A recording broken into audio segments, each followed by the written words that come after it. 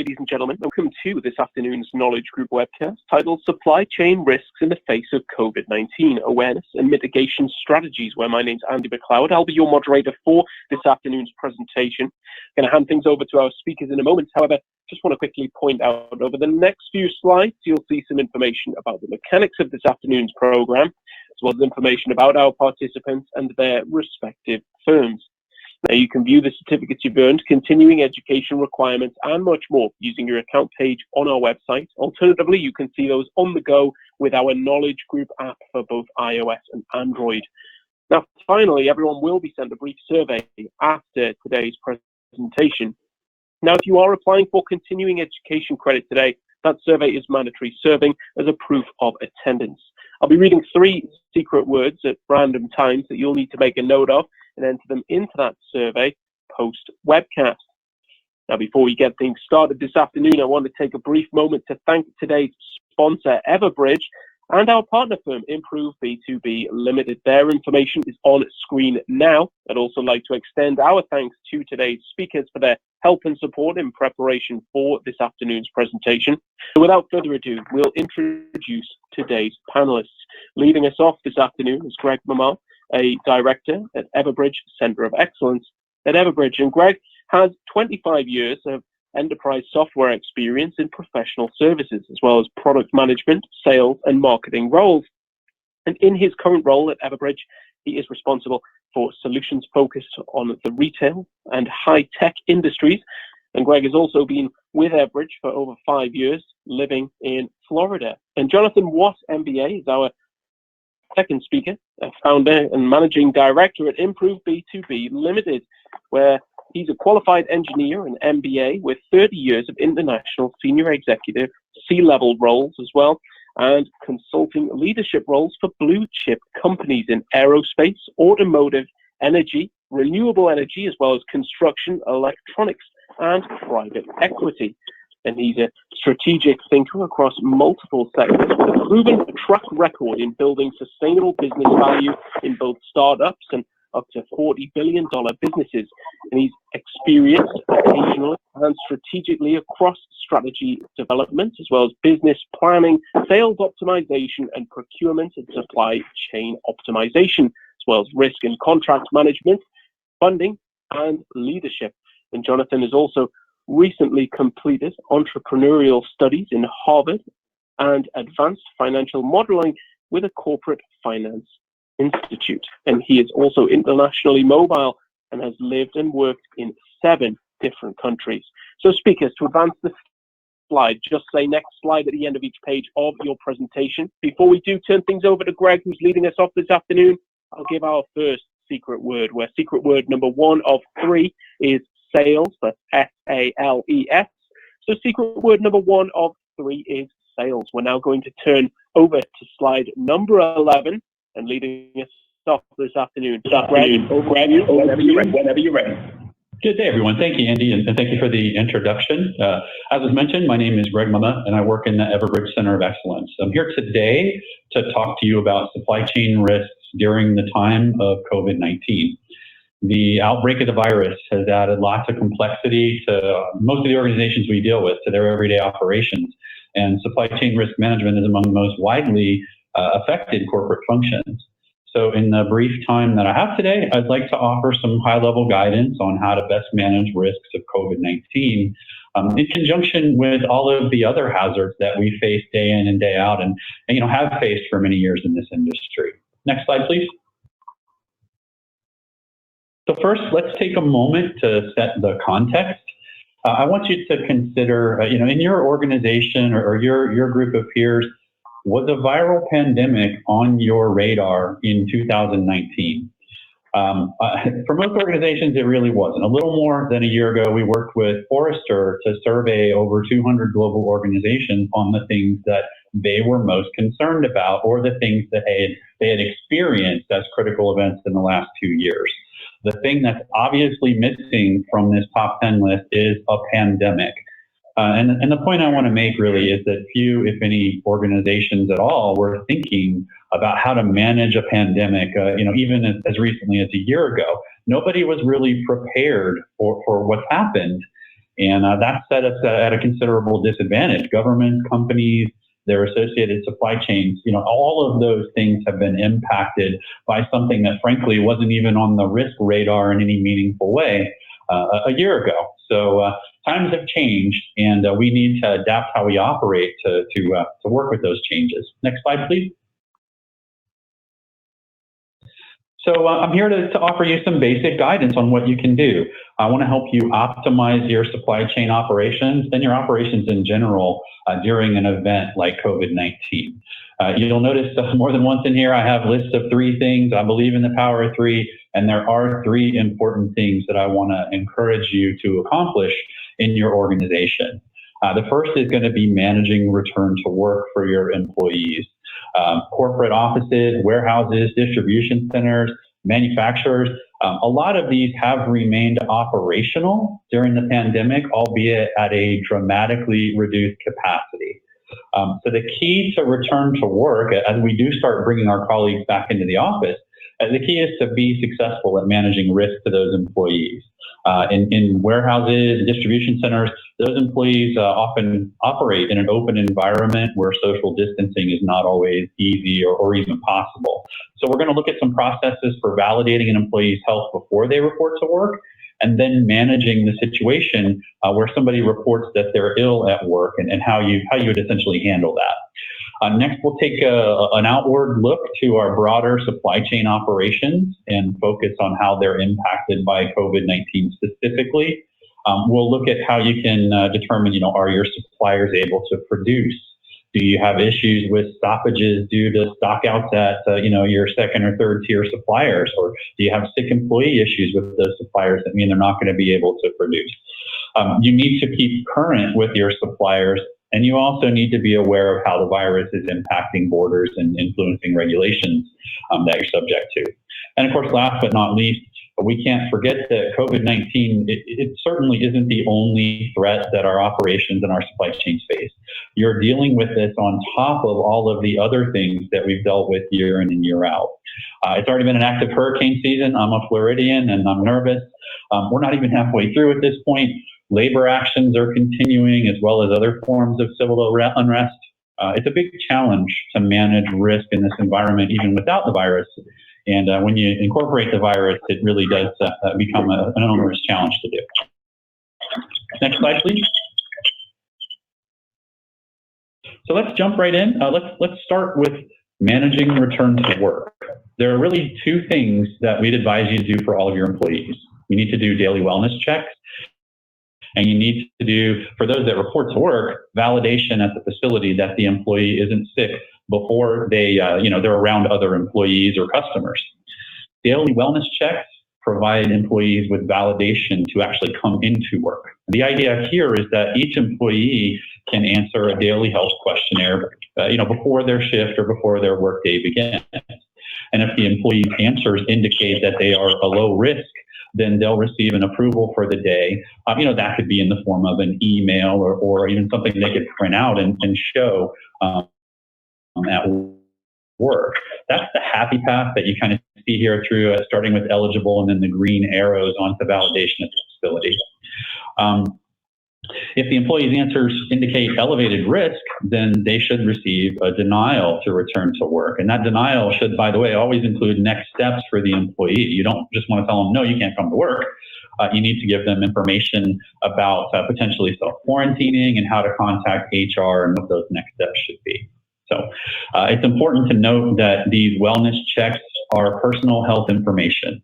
This is covered by, in the U.S., it's covered by HIPAA. In other countries, it's covered by other regulations. So however you survey your employees, you need to make sure that you're compliant with the local protected health information regulations that apply to all of the geographies where you operate. So please keep that in mind. This is PHI information. Every employee that gets approval needs to then have some further validation at the facility.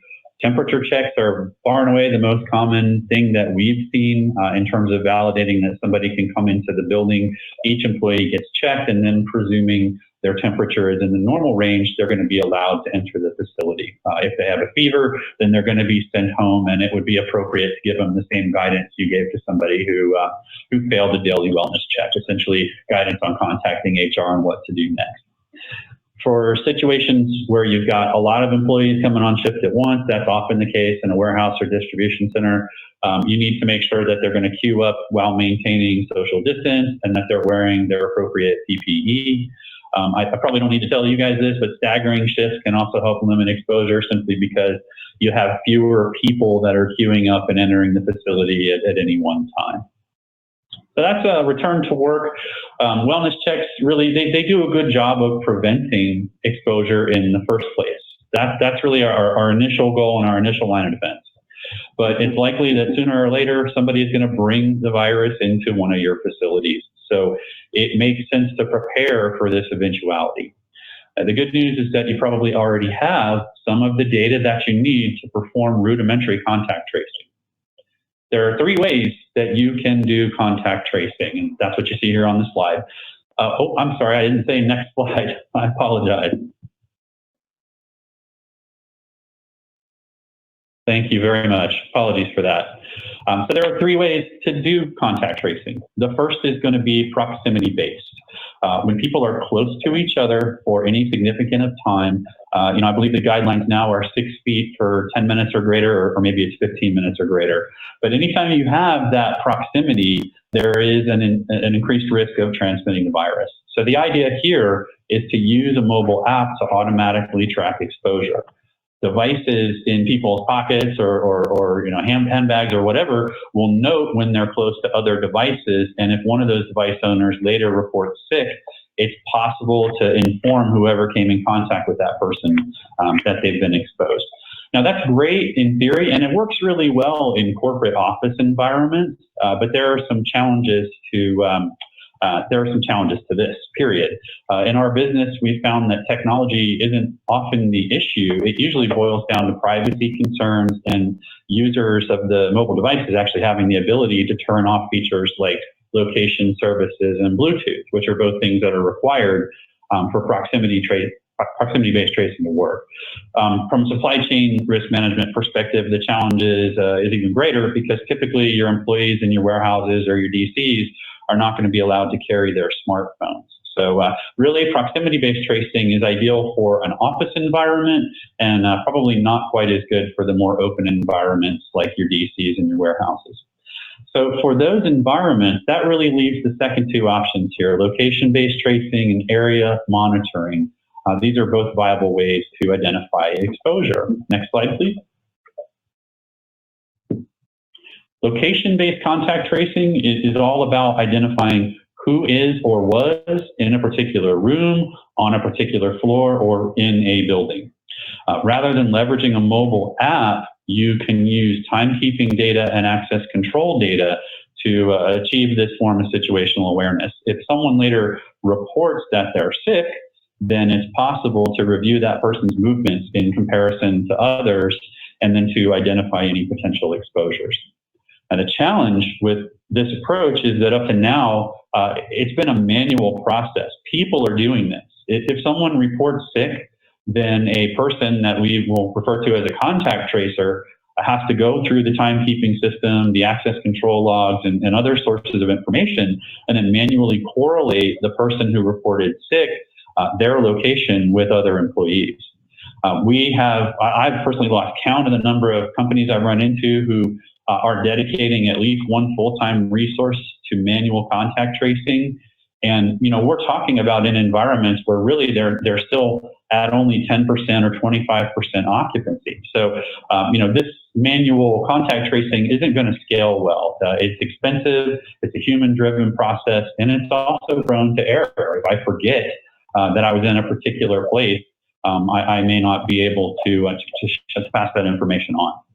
So there are solutions on the market that can mostly automate this by pulling this data together, right?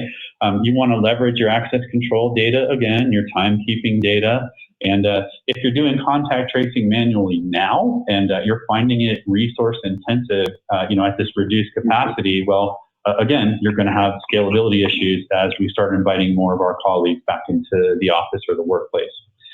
This is where automation is your friend. Automation is perfect for repetitive tasks like daily contact tracing. Very much a repetitive task. So automation is really going to be required in order to scale back up and have your full employee base report back into the office or the workplace. For factory, distribution center, and warehouse employees, this is a viable method for finding and documenting historical exposures.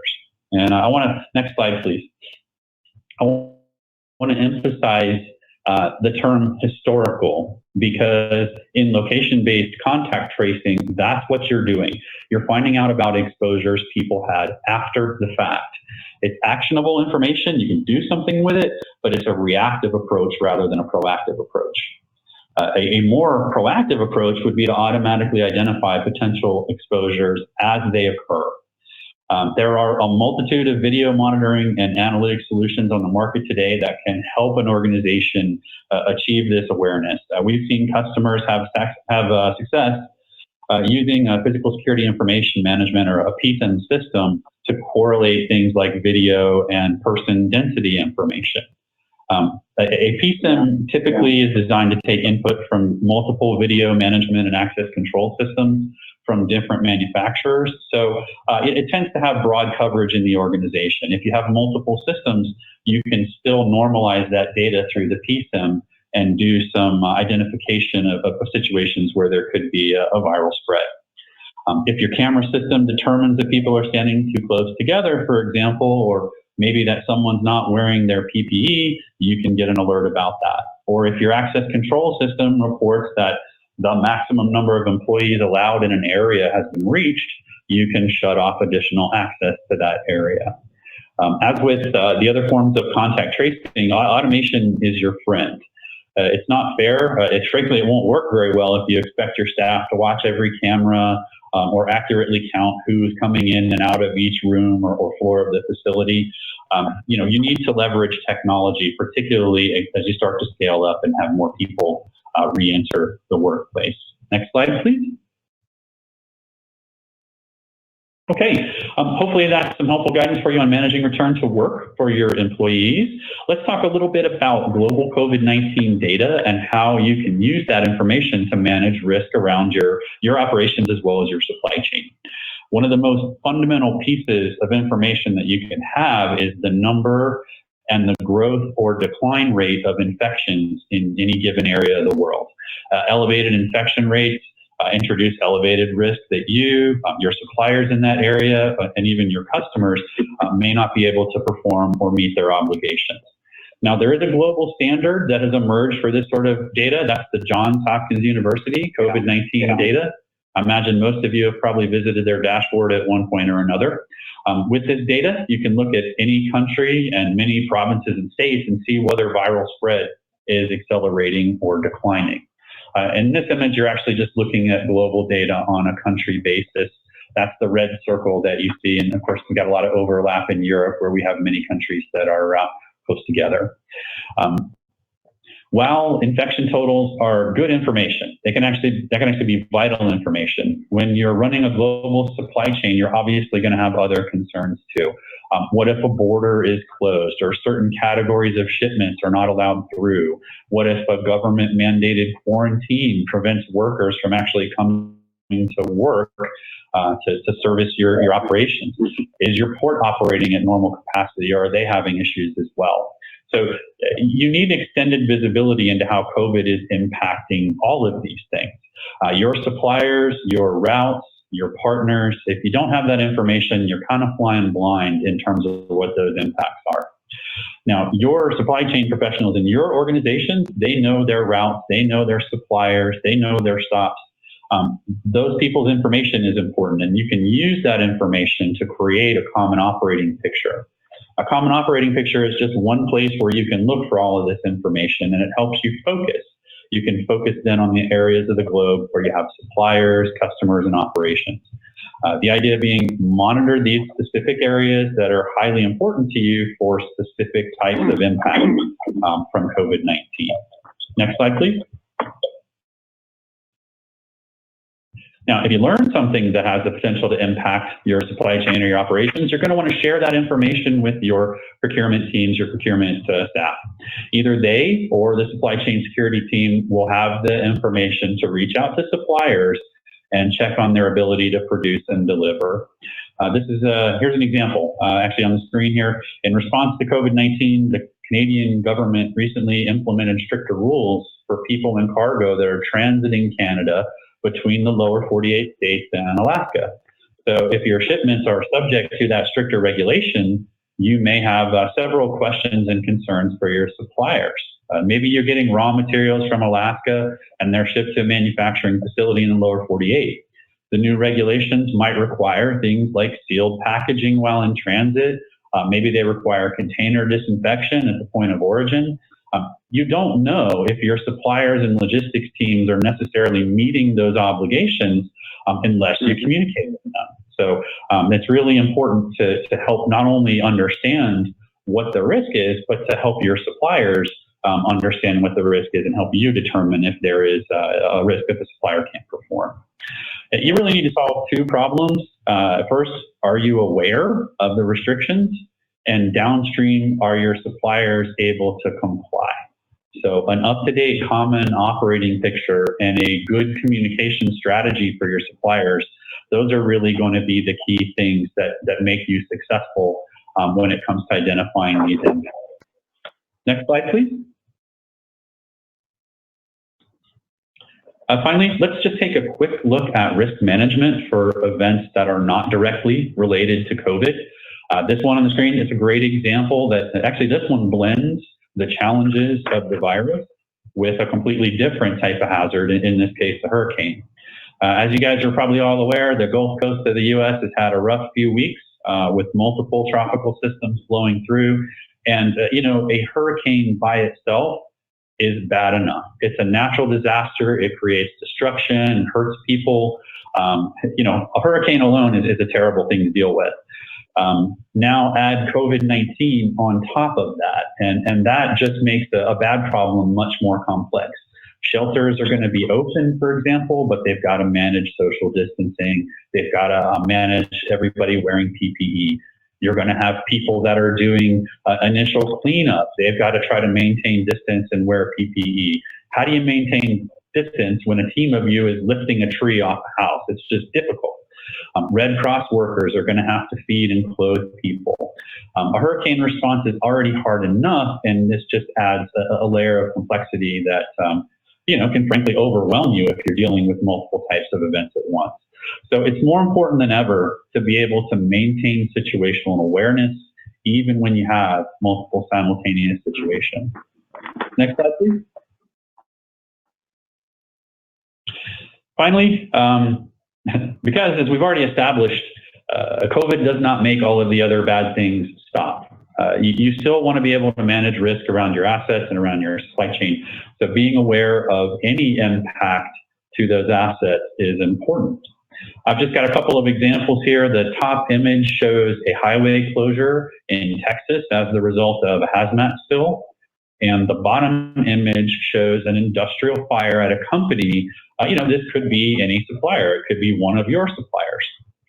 So your common operating picture should help you blend risk information with all of the things that you face every day with your COVID information and your supply chain and operational assets. The idea is to have everything that you care about in one place and everything that could potentially threaten the things that you care about also in that same place. That common operating picture can really drive operational strategy. Next slide, please. Okay, we're reaching the end of my time here, so let's do a quick review. First, we talked about the return to work process and leveraging wellness checks and contact tracing. Due to the open air nature of facilities like warehouses and distribution centers, as well as employee limitations on carrying smartphones, proximity-based tracing solutions are probably not going to work very well. So we would advise you to leverage location-based tracing, area monitoring, and occupancy control to minimize the risk of viral transmission. Point 2, we talked about improving visibility into your supply chain pertaining specifically to COVID-19. There's a wide variety of travel and shipping restrictions globally all the time, and that's going to create a burden on your supply chain operations. So we would advise you to try and assemble a common operating picture of your supply chain assets and any COVID-19 related challenge that's important to you or important to that supply chain. The goal here is to help your organization. That common view that can be shared amongst leadership and operational people alike is going to help people get on the same page about the virus. And point 3, frankly, in a normal year, this would be the primary thing I'm talking about, managing all different types of hazards for a supply chain. But this is not a normal year, so we would advise you to work to incorporate all the hazards that you've always worried about into that same common operating picture where you've got all of the other data. Remember, many of the quote-unquote normal hazards now have an additional layer of complexity too, because COVID-19 introduces that, like in our hurricane shelter situation. And none of those other hazards have gone away. They still require effective risk management.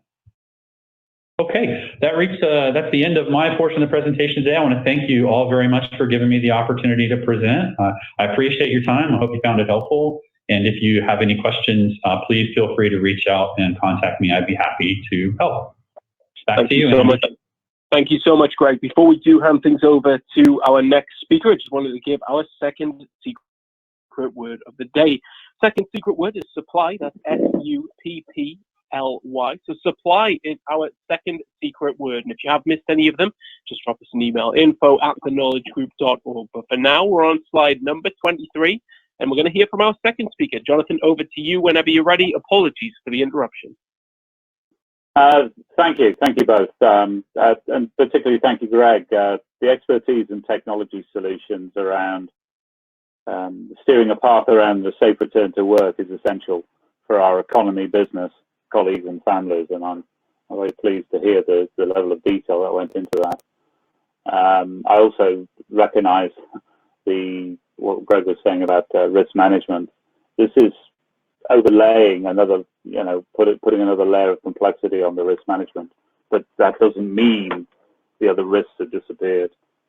So what I'm going to focus on here is really the phases that we've gone through over the last 6 months on this, ones which I've particularly been involved with in clients where I've been taking operational leadership roles, CPO roles, and in other clients where I've been simply advising on certain aspects of expertise. And so I'll go through the different phases, and I'll pick out some learning points, and we'll come back around and we'll really find some really good insights into how we can address the phases as we go forward and what the learning points are. So next slide, please. So I think what we can say, what I see is there's been 4 phases here. There was the first phase of the Asian supply chains disrupted, and then we'll cover that on a separate slide, and then we'll see separately the mitigation global impact as things start getting worse and start affecting not just regional but local, and then the reboot. A little bit more than just restart and a little bit more than resume. I really take this analogy with a laptop where things have got messy.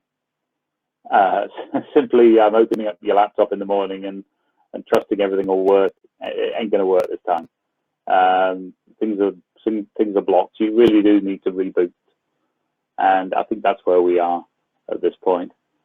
And then moving on to lessons learned. So let's go to the next slide. So before we dive into the separate phases, there's just a couple of principles which have really guided me throughout my career in supply chain and procurement and operations. And I just wanted to share these with you, and maybe you'll hear some aspects of these come through on the other slides. But I really lived by this mantra of risk, quality, delivery, cost, in that order. I approach every problem: risk, quality, delivery, and cost. And risk, we can also say, is also a surrogate term or a measure also for safety. So the safety first principle. And why do I emphasize the order? Because some people get the order wrong. They start talking about cost. Well, risk gives you address risk and you address certainty, and you have certainty then in your business. Without certainty, then what's the point of quality and delivery and cost? You can't rely on anything. Next, if you don't have quality, then what does it matter when it gets delivered or what the cost is? Third, if you don't have any delivery, the cost is really, again, it doesn't matter. So it has to be in that order. And you have to go through and look at those in that order. So let's now look at the phases and see specifically what's happened in COVID. Next slide. Phase one, what happened? Well, we all know that it started in China. And we started to feel the impacts in January and February. And then the Chinese New Year happened. And it's a funny thing, the Chinese New Year. It happens every year, but it's surprising how many buyers forget about it. And supply chain people, oh God, it's Chinese New Year next week, and we haven't built up stock, and we haven't, and in fact, it's not very funny at all, because it causes a lot of disruption, but it is predictable. But something happened different on this Chinese New Year. People didn't come back after Chinese New Year back to work. The volumes didn't start going back up. The capacity wasn't there. The Chinese delayed the restart, and then they staggered it, and very, very staggered. So, you got 10% people starting 3 weeks late, and it moved to 20%. And I saw this, and it was painful. If you're running an electronics factory and 70% of the electronics are coming from China, then unless you've got 3 months, or 2 or 3 months of supply, you ran out of components. You had line stops, multiple line stops everywhere. So you had to start, and at this point, if you remember, the demand side hadn't been affected. So it really was people were screaming for parts. And then on the supply side, prices and lead times started to surge. So quite an unpleasant time. Next slide. But it got worse. COVID then starts to sweep across the globe from Asia to Europe and the US, and more supply chains get cut. And this is where I then started to see, sitting in one of the European factories I was in the Eastern Europe, we were seeing the few supplies we were getting from China were starting to be stopped, and they couldn't get from Poland through Germany and then through Austria and Bulgaria to Romania, and they couldn't get from Italy through Austria to Germany. There was multiple points where where countries had closed their national borders. So we also start to see end customers and their suppliers start to be impacting. But really, the end customers, when they started cancelling orders, people were starting to be going to lockdown, car sales start dropping, and you probably saw the purchasing manufacturing index, if you track that, really started to take a massive dive in March and April. You'd be pleased to know if you've seen the results that the purchasing manufacturing index is back above 50 in July and August. So things are looking a lot better. But we'll talk about that in a minute. Next slide. So in this period of mitigation, what can we do? Well, we look at, I remember we went through the inventory, what can we sell? We looked at what we can salvage, taking missing components off parts in the inventory or finished products in an inventory and putting them on a product we can sell. We became extremely innovative to be able to put together orders to be able to generate cash. We also saw idling of capacity, sending people home, closing down lines, really looking at the cash impact and survival.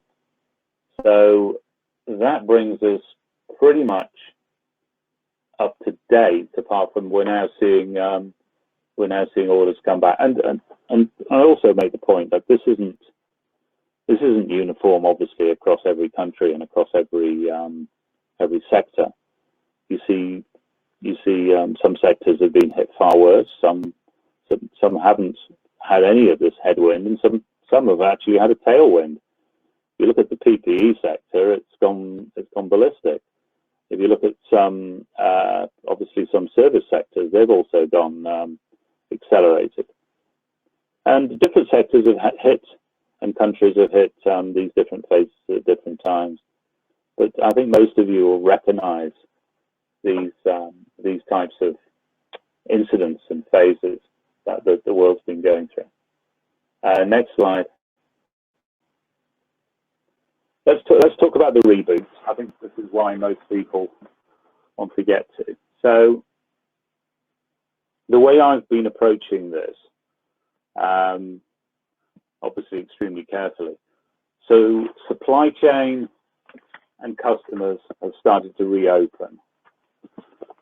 You're sitting there and you're looking at an order book pre-COVID, and people haven't necessarily gone back and interrogated it, and that's really the first thing to do. And supply chain is an integrated part of the business, and I think one of the most important activities, certainly in a manufacturing business, and I think in most businesses, is where sales, supply chain, procurement, operations sit down together in one meeting with finance as well and agree a plan. And these meetings are often monthly. It really depends on the cadence of the business. Some of the meetings are monthly, some of them are quarterly. I think one of the learning points here is that the meetings need to be more frequent when things are changing more frequently. So you see here, first of all, you rebuild your sales plan. You interrogate, or rather, you build up. You open up the lines of communication with your customers, and you quiz your customers in terms of the strength of the orders, and you quiz them on their orders with their customers to really understand the situation. You then do the same on the supply side.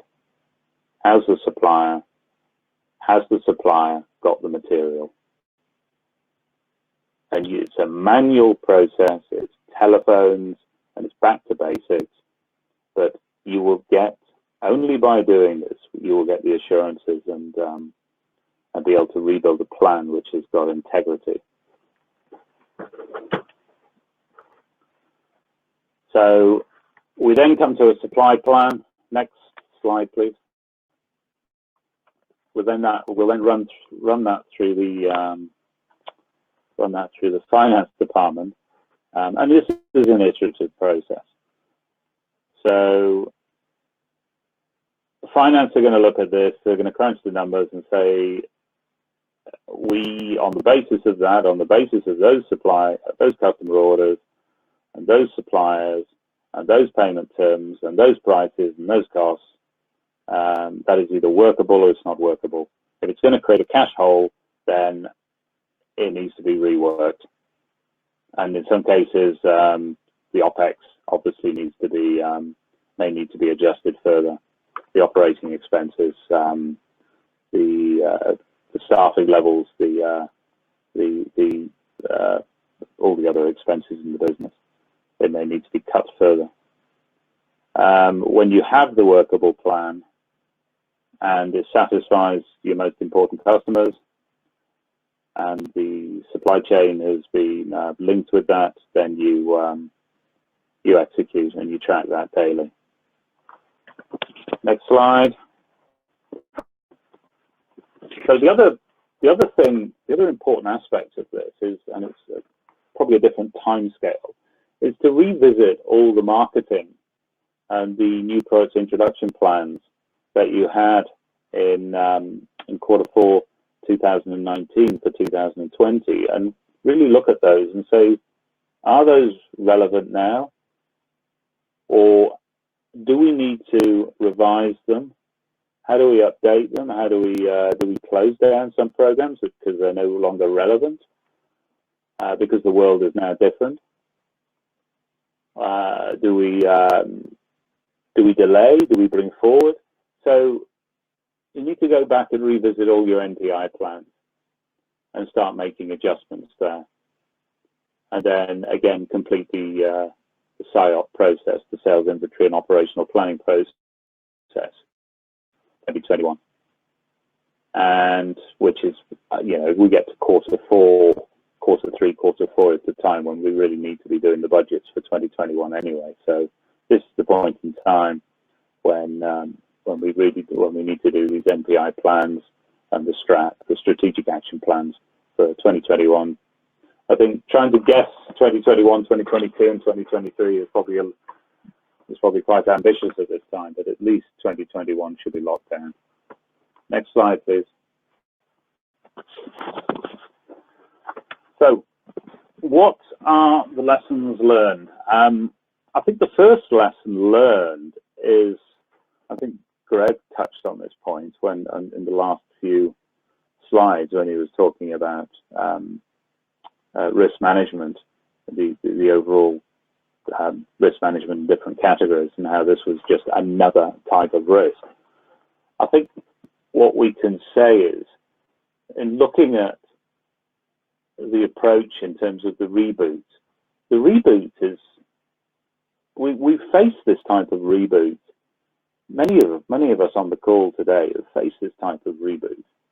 Particularly, we've been involved in a turnaround situation, a supplier failure or a customer failure, a complete startup, or a new product, or geo-positioning. It's very similar to the reboot that we're talking about doing this here. So one of the first things to do, as I've said on the bottom line, is to ensure the supply chain is connected to the business. And that is how you go through it. You go through it with the interrogating the demand side, pulling it together with the supply side, and marrying it up together and making sure that it's workable. Next slide, please.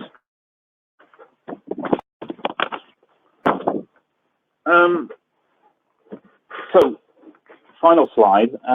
What can we say here? I think there's a point missing here I've got, which I just thought of earlier, which I really would like to I'd like to give you this afternoon. So I'll mention in a second. The first is obviously RQDC, risk, quality, delivery, and cost. You've got to keep that in mind. You've got to work it, and you've got to work it in that order.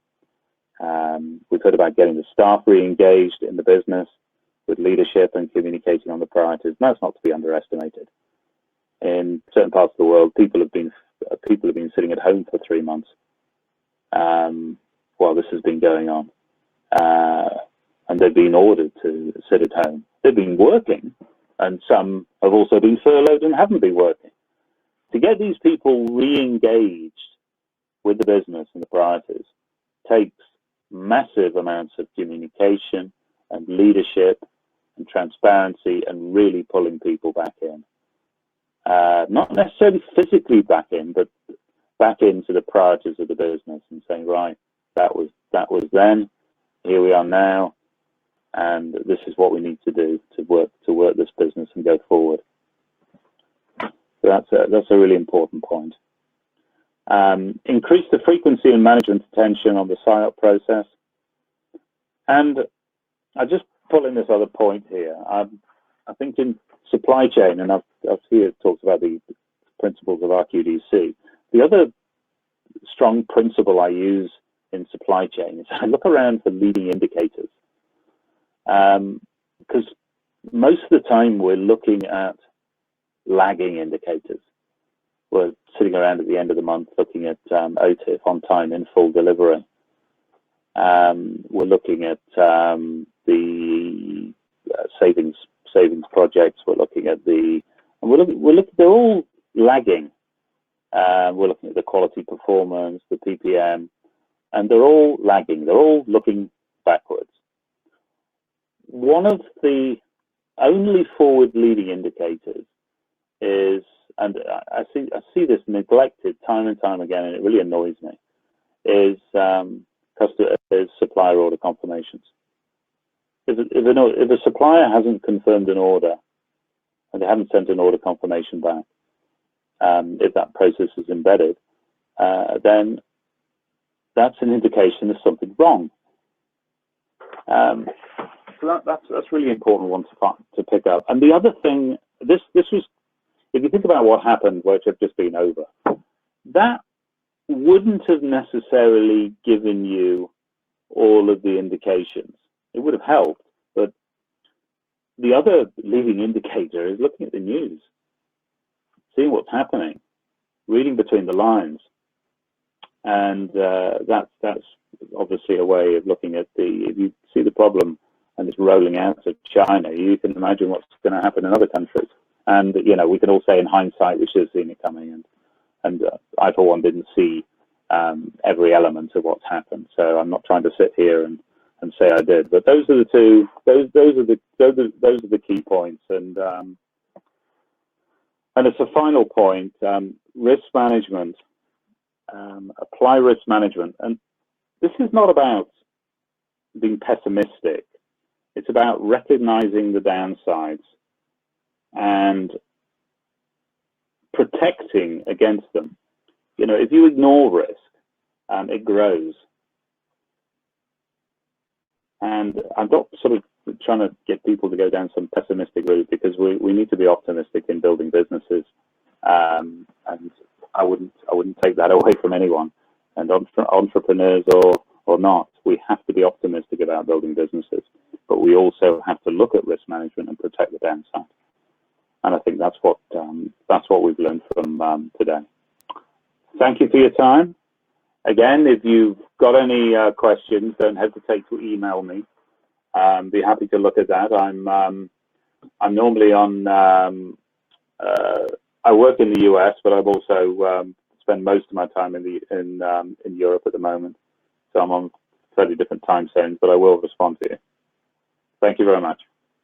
Thank you so much, Jonathan. Before we do get to some questions from today's audience, I'd like to give our third and final secret word of the day, where operations is secret word number 3. That's OPERATIONS. And once again, if you haven't missed any of the secret words, just drop us an email, info@theknowledgegroup.org. You can also use the Q&A tab to type a question to our speakers. There's still time to get those in. Greg, this first question, it dropped in during your segment. Jonathan, if you want to give your insight as well, you're more than welcome to do so. But Greg, could you perhaps just elaborate a little bit more into a supply chain, providing a deeper view into the supply chain, like suppliers to, say, tier 1 suppliers? I'd be happy to. I'm sorry, I don't think I heard the question clearly. There was a little bit of. No, I agree with you, Greg. You broke up. No. Let me repeat that question.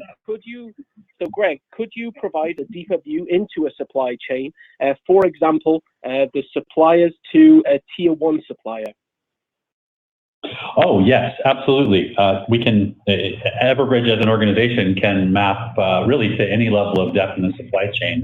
Most customers don't really go beyond the second tier, at least in our experience so far. But I think that's probably changing. As we work our way through that market, I think we're seeing a greater desire to go all the way to the raw material source. So yes, that's certainly something that Everbridge is capable of doing.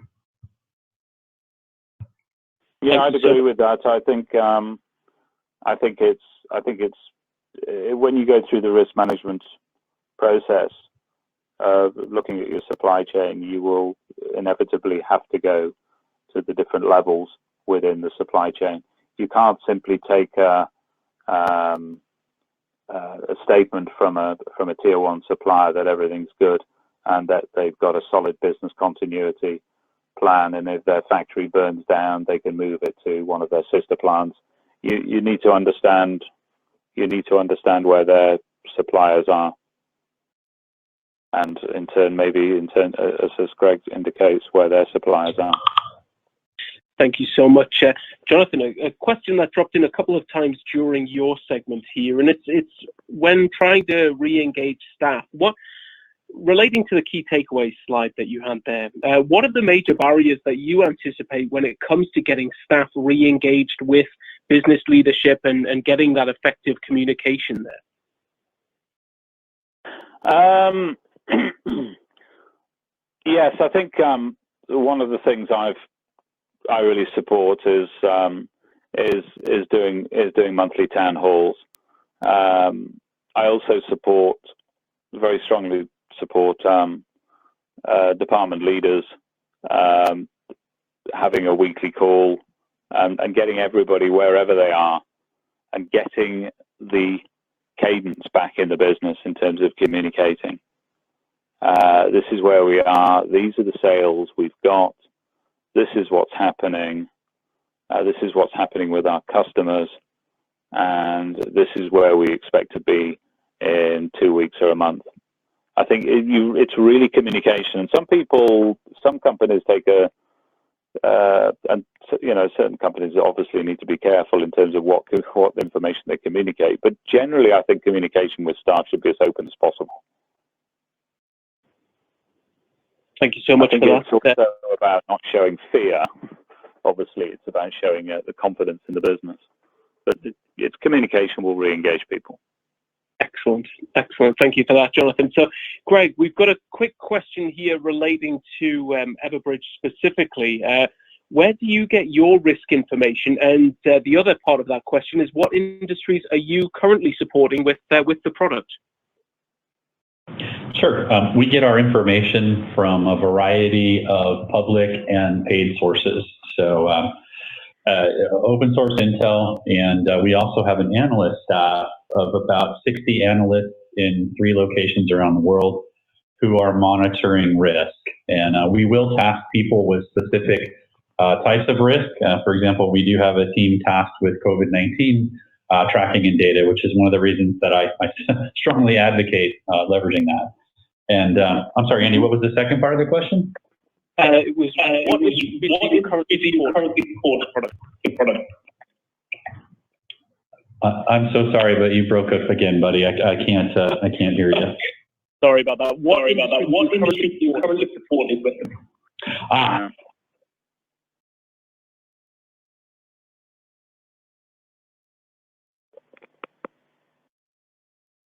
The industries that leverage the product tend to be in heavy manufacturing. That's been our primary set of customers, and then we have some folks in retail who are interested in in essentially protecting a global supply chain for their retail stores. So those are 2 good customer examples we've got. Thank you so much for that, Greg.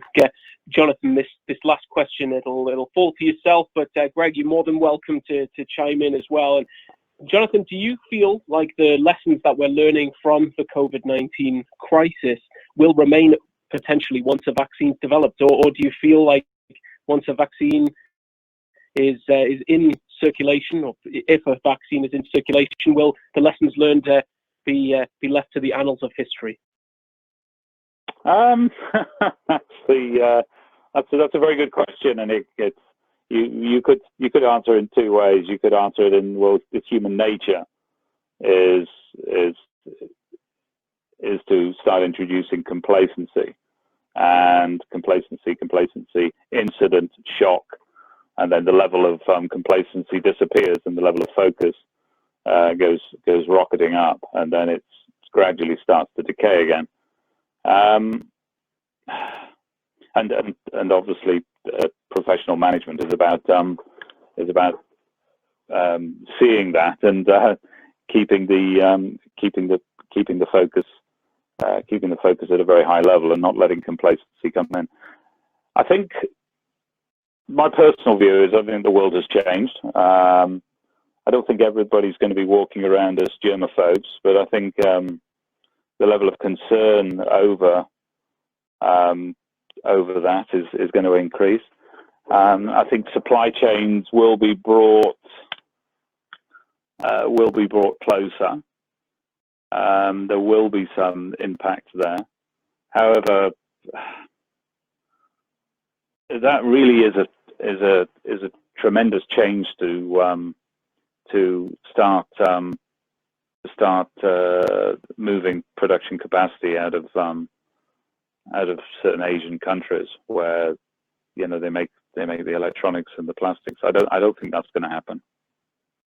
I think there will be some shift, like there was 15 years ago. If you look at the EMSs, a lot of people started buying finished electronic modules. They started buying them from EMSs in Europe and moving them out of Asia. But that was because of cost and flexibility. So I think it's a little bit too early to say, but I think the world has changed. But I think we are going to. I am positive about where we're going and the economy. But I think it's going to be a U-shaped return, and I think we're going to be going through this reboot for most of 2021. Thank you so much, Jonathan. And just before we wrap things up this afternoon, I want to take a brief moment just to ask both of our panelists for their key takeaways or their final thoughts. Now, Greg, you led us off this afternoon. Perhaps you want to be the first to close us out with a few of your final thoughts. Sure, I'm happy to do that. Actually, I think the last question was really a good question. Yeah. The supply chain, standard operations for supply chains, I think, is going to change as a result of this. I think it's identified gaps, for many organizations that they didn't know they had. And, from that perspective, taking some of the principles that Jonathan talked about and sort of redesigning your supply chain to be more resilient, I think that's actually a positive thing. Then you got to look at it at the personal side, which is, I know that I traveled a lot for work before COVID, and I know that when I used to see people in an airport in a mask, I would always think that they were a little, odd, Yes. But now, having been through this, I think as a society, we're going to be a lot more cognizant of this type of event. And I don't think anybody in this generation or the generations that are alive today is going to look at mask wearing the same way after this, I guess. So I hope it's for the better. I hope we do learn our lessons and can conduct ourselves, a little differently in the future. Thank you so much for that. Definitely. Jonathan, a few final thoughts from yourself as well? Yeah, the risk. RQDC, I think if before you engage and take on a supplier, I think more and more business leaders will be saying, show me the due diligence. And, I was looking at a great supplier and they're sort of 20% lower price. And I looked at them and I looked at the size of the company and I looked at the location and I just thought, well, that's not going to work. So, you just have to move on. If you've got some real concerns from a risk perspective and you don't think the company from a sourcing perspective, when you're doing your sourcing activities, you don't think the company's got a long-term future, then you have to move on. You have to put risk, quality, delivery, and cost in that order, and it starts at the sourcing. Thank you so much. Later in the supply chain. Okay. Thank you so much for that. And ladies and gentlemen, that concludes today's webcast on supply chain risks in the face of COVID-19, taking a look at some awareness and mitigation strategies. Now, if you do have a question for one of our panelists that unfortunately we may not have got time for, you can of course reach out to them directly using the information found in the materials. Now, if you can't find those or have a question for us, just drop us an email. info@theknowledgegroup.org is that email address once again. A quick reminder before you do disconnect, are applying for continuing ed credit. That survey is mandatory. You'll need to enter the 3 secret words that were read earlier as a proof of attendance. And finally, you can also follow the Knowledge Group across social media. We're on Facebook, Twitter, LinkedIn, and Instagram for the latest news and events information. We also have our Knowledge Group podcast on iTunes and SoundCloud, where you can hear the very latest about what speakers intend to cover at future events. And on behalf of Greg, Jonathan, and all of us here at the Knowledge Group, we hope you've enjoyed this afternoon's presentation and look forward to seeing you at the next Knowledge Group event. And until next time, take care. Bye for now.